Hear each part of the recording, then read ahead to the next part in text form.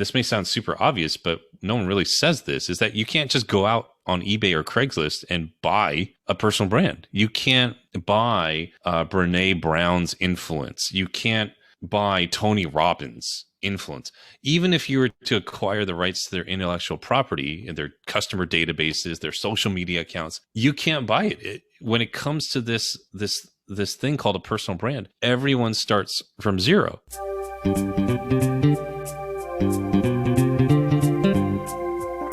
Hi, and welcome to the Innovative Mindset Podcast. I'm your host, Isolde Trachtenberg.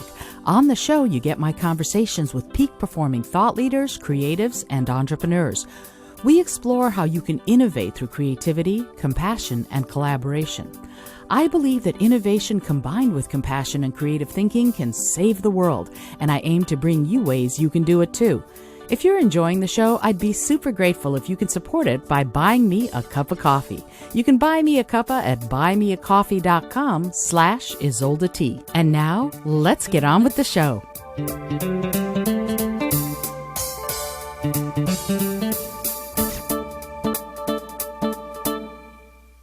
Hey there, and welcome to the Innovative Mindset Podcast. My name is Isolde Trachtenberg. I am thrilled that you're here, and I'm so happy and thrilled and honored to bring you this week's guest. Mike Kim is a speaker and marketing strategist, and that is putting it lightly, who specializes in brand strategy and copywriting. He's been hired by some of today's most influential thought leaders, brands, including John Maxwell, Donald Miller, Suzanne Evans, and Catalyst. For years, he was the chief marketing officer of a successful multi-million-dollar company near New York City.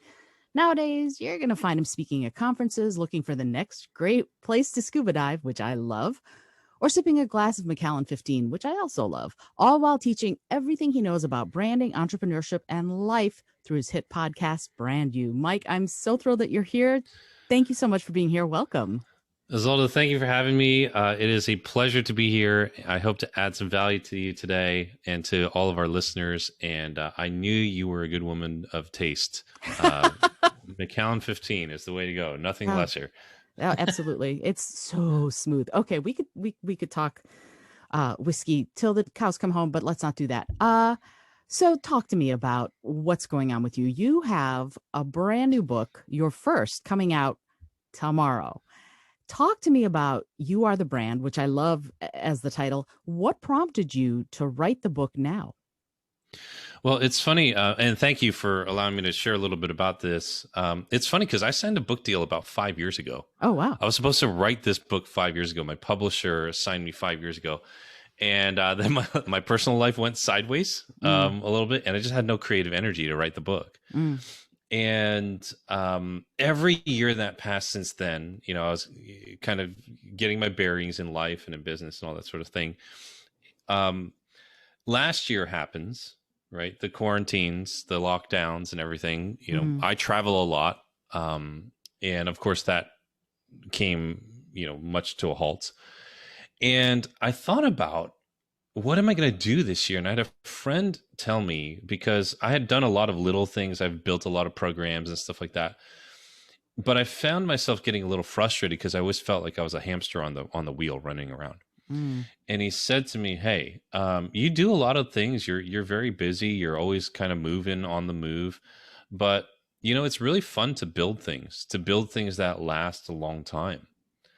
And he's a multiple time best-selling author. And he shared that with me. He said, you know, maybe this is the time you build a book. I mean, you don't have to do it this year, but, you know, it's fun to build things that will take and last years. And I really took that advice to heart, hunkered down, called my publisher back, hired a book coach, hired several coaches, and just started writing. And I was like, if there's anything I walk out of from this year of being locked down because of the coronavirus and all that, it's going to be a book. And that is the hard and fast truth of it. I mean, I think there are a lot of books that never make it to the light of day because their authors decide to give up. And I did that for a while, but I was like, this will be the year that I really, really, you know, put this into play. And I'm really glad I did. So that's why I wrote it. Ah, that's fantastic. I love it. And here, there, so much of what you just said made me go, I have to ask all these questions. here the one that sticks in my head though is there is this notion that we can do something, but then there's the imposter that goes, you really can't do this. You know, the little voice inside your head that's tap dancing and telling you not to. And Mm. it sounds like you had some strategies that allowed you to go, you know what? No, I've gone through all sorts of infernos and now I'm coming out the other side and I'm going to do this. Did you have a voice inside your head? And if so, what did that voice say? The voice. So the big, there's a lot there. I would say I joked after I finished the book, but I don't think it was a joke. I was like, this is like the third hardest thing I've ever done Mm, in my life. And partially it was because I was writing about a time in my life that was really difficult to revisit. mm, My life turned out very different than I thought it would all those years ago when I first signed this book deal. Um, Secondly, my writing style changed over the years hmm, because I had been a blogger. I had written stories and a lot of that stuff, but the last 5-6 years I've really spent more as a copywriter in the marketing space, mm-hmm, which is to make sales. And when I sat down to write this book, it was a completely different discipline of writing. Actually, one of my friends, Karen Anderson, who served as a book coach for me through the process, she's like, she's known me for a long time. She said, "Hey, your book has no heart in it." oh, wow. She's like, "It's got great facts, it's got great frameworks, it's got great information, but I need some more of your personality in this. I need the warmth that is, who you are. I need the humor. I need a little bit more story, to contextualize everything." And the entire book really is about that journey from how I reinvented myself. I had walked away from a pretty established career, stepped into a new career, got a job as the chief marketing officer, as you mentioned, for that company. And then within 2 years, I left to start my own business. So really that 3 to 4 year period of my life was very turbulent. I look back on it now and I'm just like, I don't know how I survived that Mm, or what I did. But when I look back on what I intuitively did, the good things that I did, that's what made it into the book. And all these years since, I've tested these frameworks, tested how to coach people in building a personal brand. And I'm actually really glad that the book is coming out now because it is, 2 grades better than what it would have been 5 years ago. And you can't mess with the timing. I mean, just in the last year and a half, we've all experienced this lockdown and shutdown, and people are really rethinking work. They're working from home a lot more. And it is the perfect time for this book to come out. So I'm very, very grateful for all those things. But yeah, there were definitely voices that were like, this is a pain. I hate this. This is like slogging through mud. And I just kept on putting one foot in front of the other and doing it.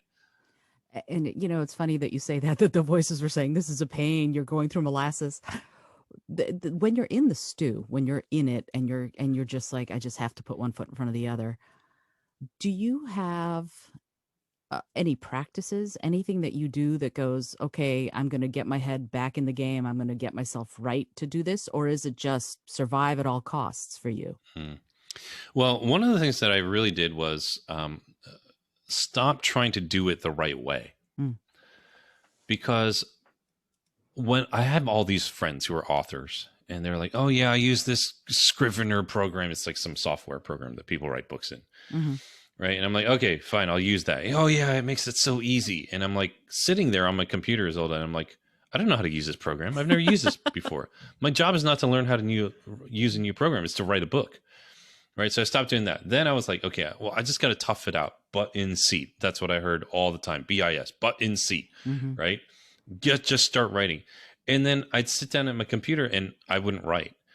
And I realized it's because I was on my computer all day because of Zoom calls. mm-hmm, So I hated sitting on, like sitting at my computer. It just drove me crazy. right. So then I tried to write in bed with my laptop, and that wasn't good either because I was like, okay, so this is crazy. What I actually did was I took everything out of these, godforsaken programs that everyone's telling me to use, dumped everything into Google Docs, and just started writing the book on my phone. Mm-hmm, And I would chip away at it. I live in Virginia, just outside of Washington, D.C. right now.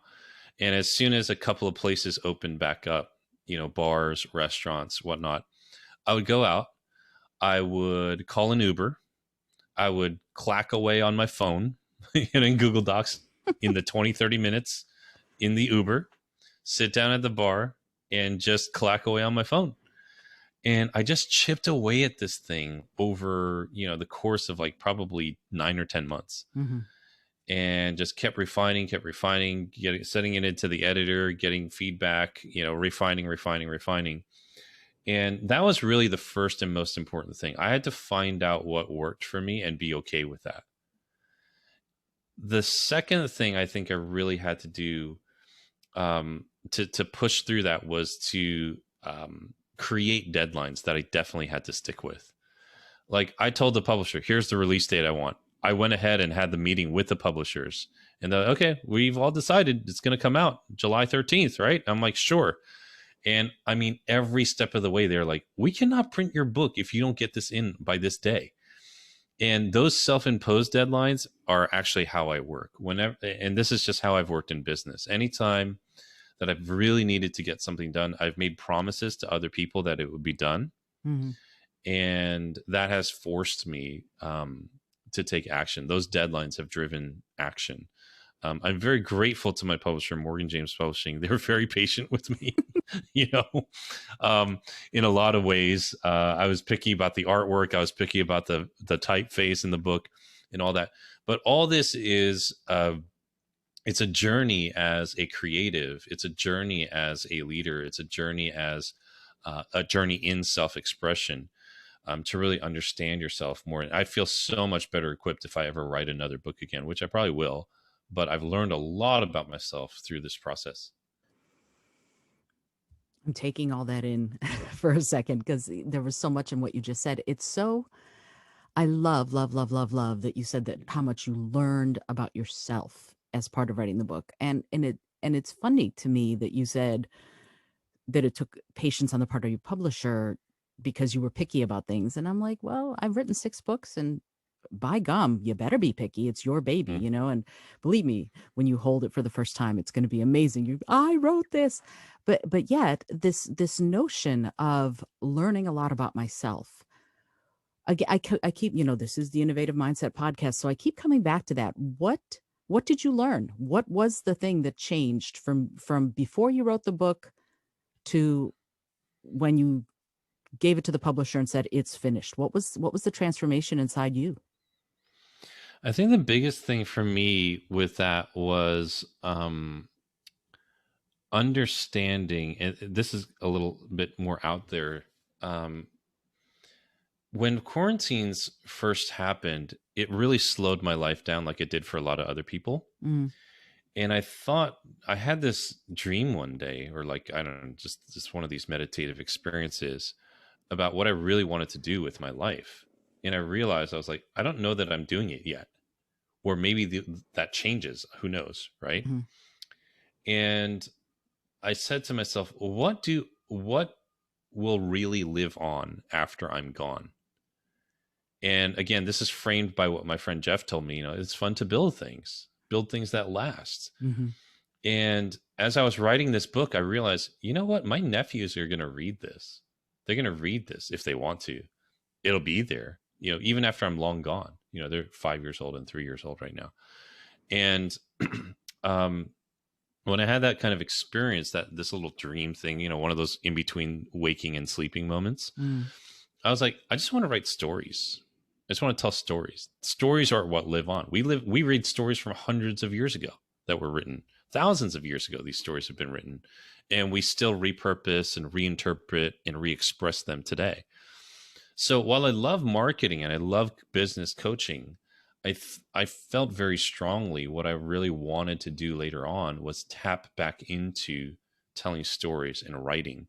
The book has opened up or reignited part of my creative muscle to write, to just write for the sake of sharing my thoughts, sharing my feelings, but also holding space and creating space for other people to write. Not too long ago, back in March, when there were a lot of crazy events going on in the country, and there was a shooting in Atlanta of many Korean women working at this massage parlor really impacted me, because I was like, these women, like my mom's age, Mm. there's a lot of anti-Asian hate going on. And I wrote an article, Isolde, just on my blog, and it went viral. Mm. I mean, thousands and thousands and thousands of people read this. And the feedback I got was just as, if not more fulfilling than the feedback I got from my clients. Hey, thanks for helping me discover my voice or giving me clarity on my marketing strategy. But I realized with just a few strokes on the keyboard, I could really create space and hold space for people, or for the world at large. And I don't know what that looks like yet. Mm-hmm. Right. I've just published the book. It comes out tomorrow. Right. But, and I'm not in a rush to leave the business and marketing space, but I'm starting to get an inkling of what I might want to do in the next phase of my life. And that's been really funny. I don't think it would have happened had it not been for writing this book.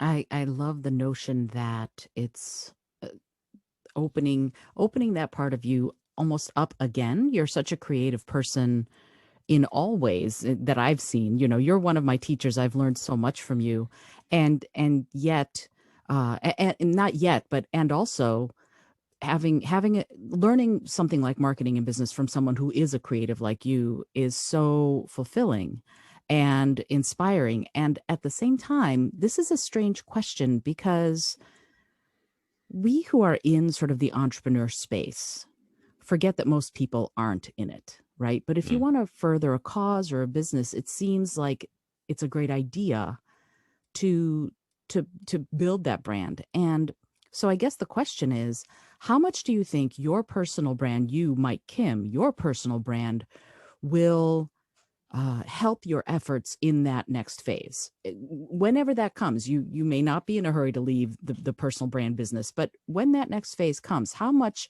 of what you've built already will help you move forward?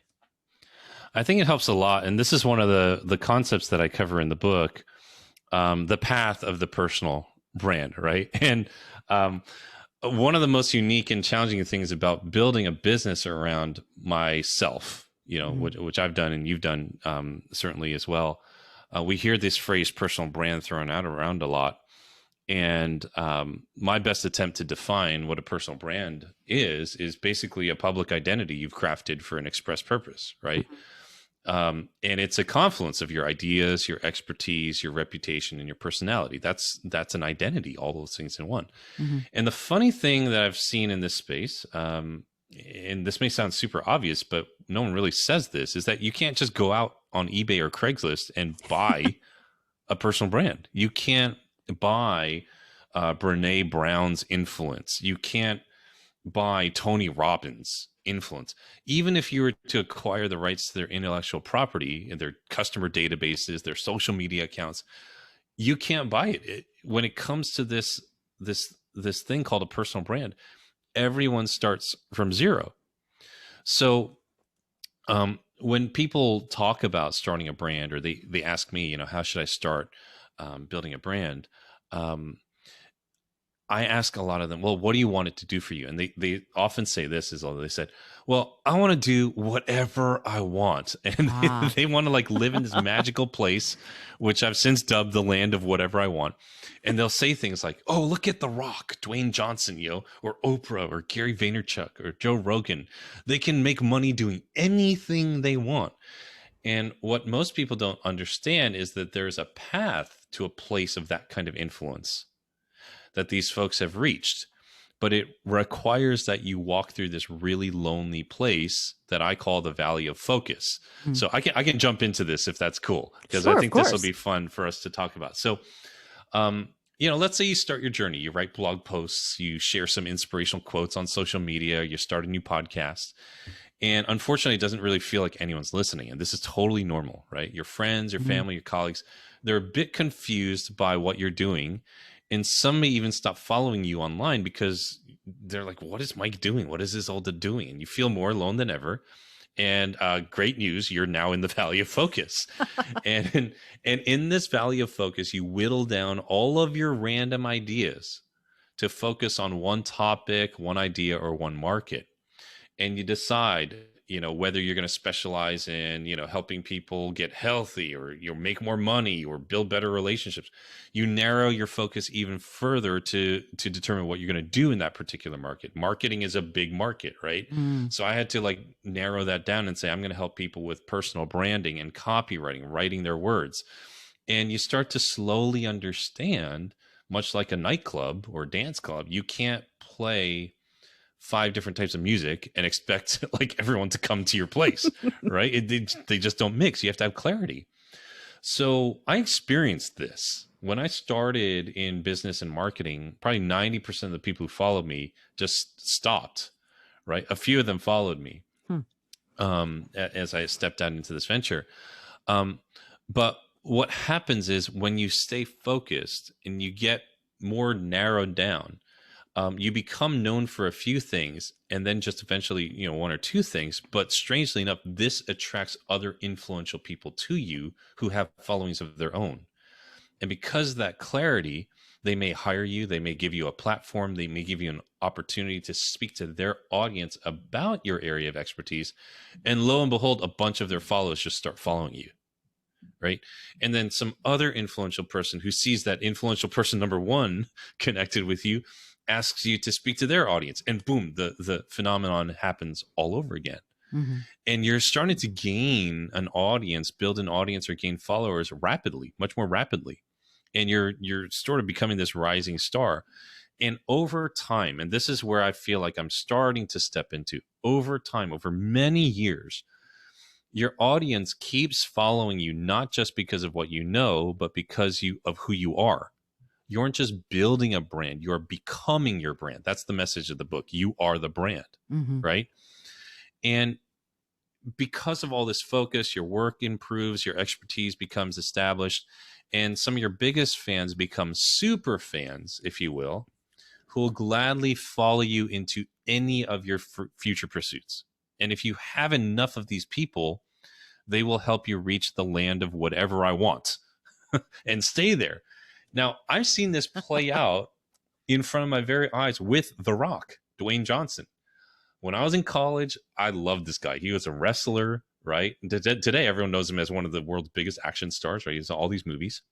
But professional wrestling for like 15 years was his valley of focus. And he didn't even really want to become a wrestler. He played college football and wanted to make the NFL, and he didn't make it, right?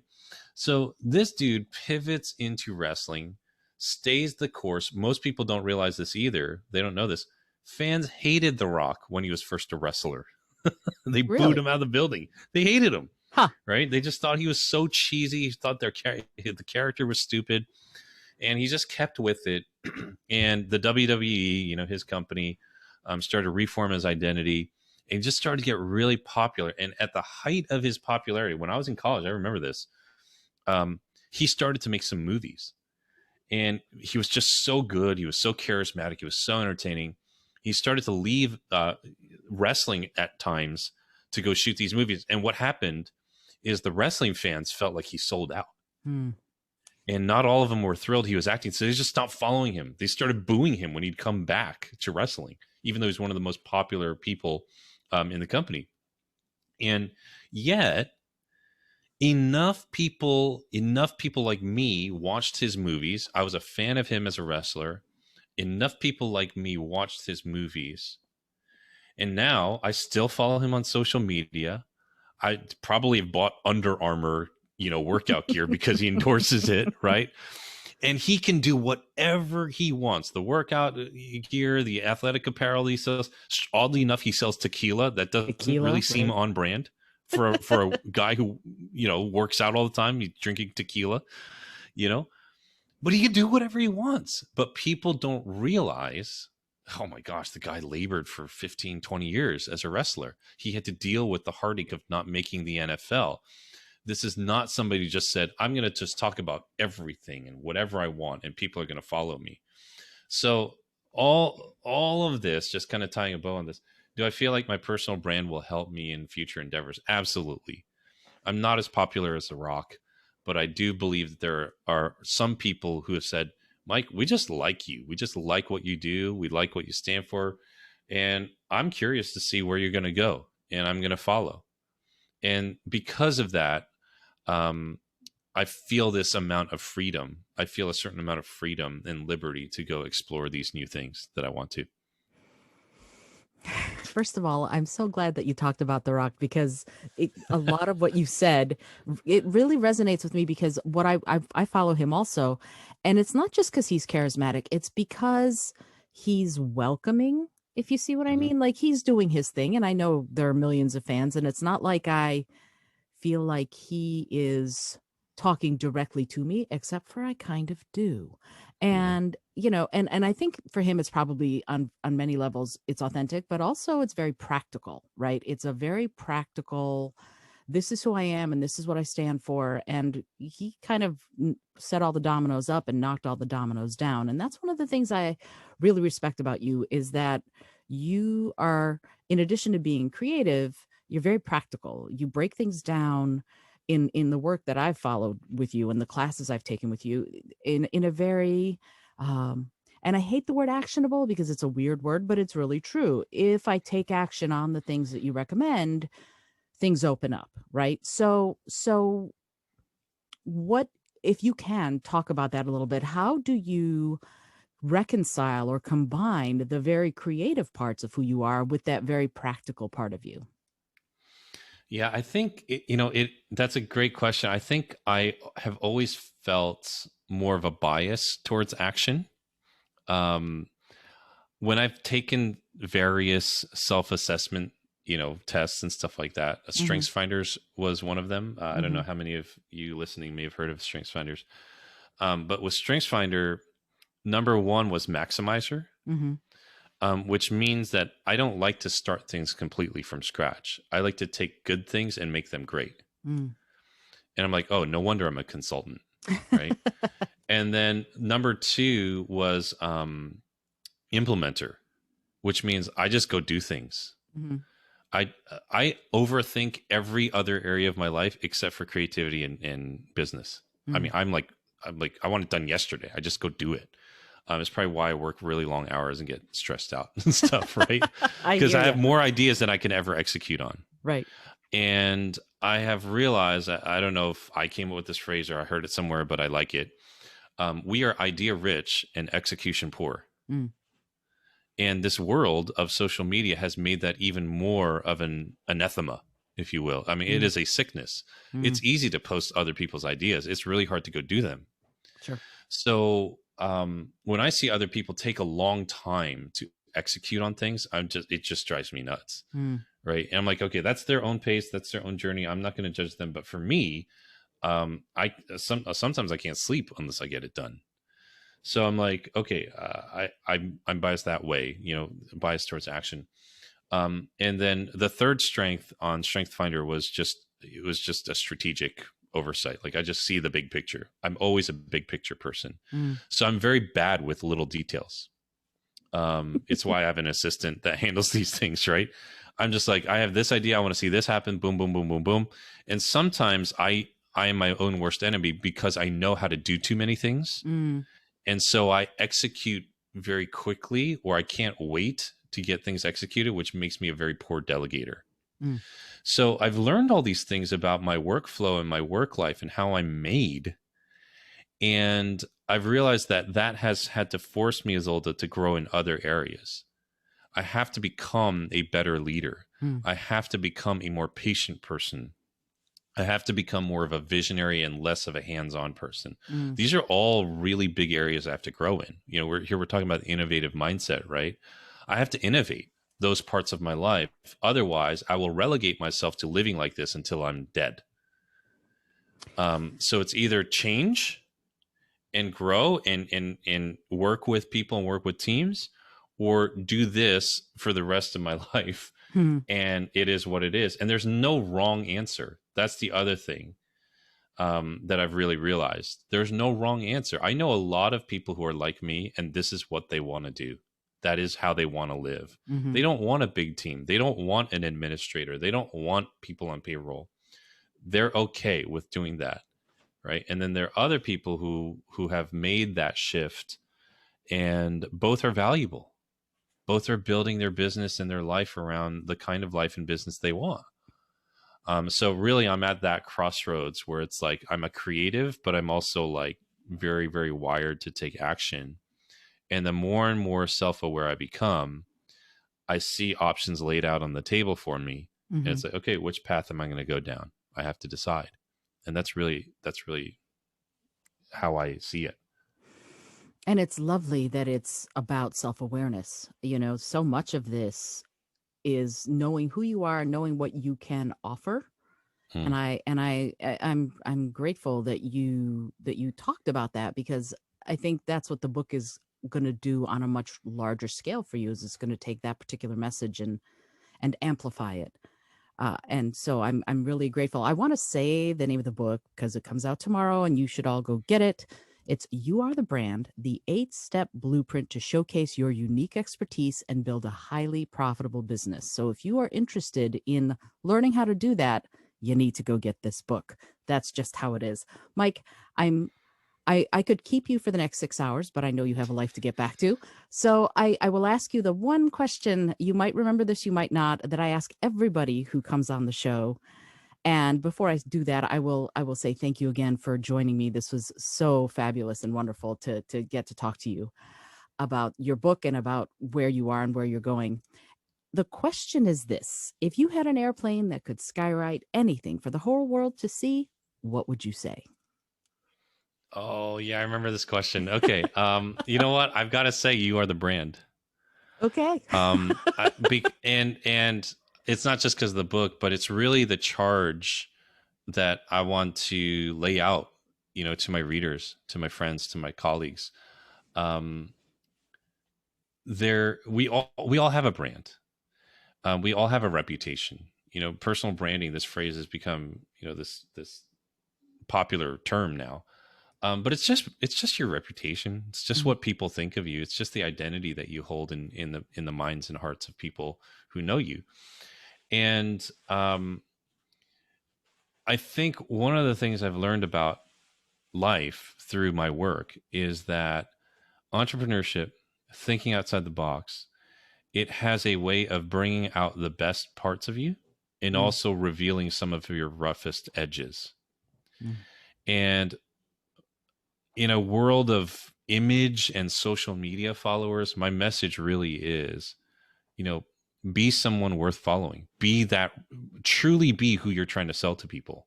Whether it's, you know, through an Instagram account for fun, or trying to land a new job, or trying to start your business.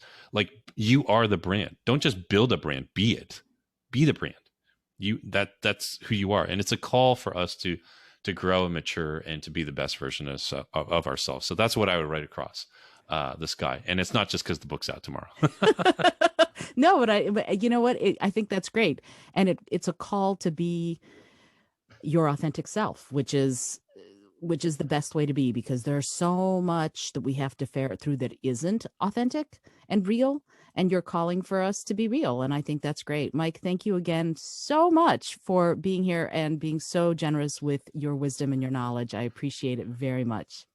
It was a pleasure to be here, and thank you for sharing me with everybody here today and sharing your platform, Isolde. I really, really appreciate it. It's my absolute pleasure. This is Isolde Trachtenberg for the Innovative Mindset Podcast. If you want to find Mike Kim, you can go to mikekim.com. You can learn all about him. You can learn all about the book. You can get the book. You should get the book, because obviously he knows his stuff. Until next time, this is Isolde Trachtenberg for the Innovative Mindset Podcast, reminding you to listen, learn, laugh, and love a whole lot.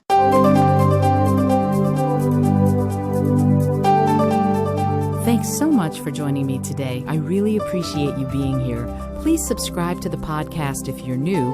And if you like what you're hearing, please review it and rate it and let other people know. And if you'd like to be a sponsor of the show, I'd love to meet you on patreon.com/innovative mindset. I also have lots of exclusive goodies to share just with the show's supporters there. Today's episode was produced by Isolde Trachtenberg and is copyright 2021. As always, please remember this is for educational and entertainment purposes only. Past performance does not guarantee future results, although we can always hope. Until next time, keep living in your innovative mindset.